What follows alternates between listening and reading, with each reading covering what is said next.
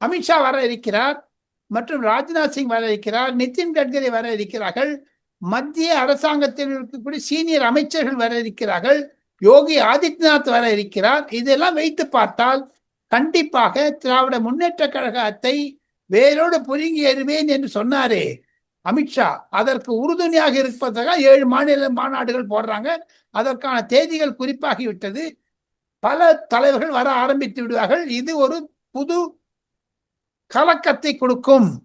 விடு தமிழ் வெற்றி கழகத்தை தவிர திராவிட முன்னேற்ற கழகத்திற்கும் இந்த மாதிரி எடப்பாடியாருடைய நடைபயணம், அந்த பிரயாணம், சுற்றுப்பயணம், பல பாஜக அமைச்சர்கள் வருவது, தமிழகத்தில் இருக்கக்கூடிய சூழ்நிலை திமுகவிற்கு எதிராக மாறுவதை வைத்து பார்த்தால் தமிழக வெற்றி கழகம் கூட செப்டம்பர் மாதத்தில் ஒரு மாநாடு போட இருக்கிறார்கள். அதில் மன மாற்றம் வந்தாலும் வரலாம் என்று தான் சொல்லுகிறார்கள். காரணம், பொதுமக்களுடைய அழுத்தம் திமுகவிற்கு எதிராக ஆகிவிட்டதோ என்ற ஒரு சூழ்நிலை வர ஆரம்பித்து விட்டு. இல்லாம இவ்வளவு தூரம் அந்த பாருங்க, ஓர் அணிங்கிறத பிசு பிசு தெரிச்சுங்களே, நிறைய பேப்பர்ல எழுத ஆரம்பிச்சிட்டாங்களே, பொதுமக்களுடைய வரவேற்பு இல்லைங்களே, எல்லாரும் போங்கிறாங்களே.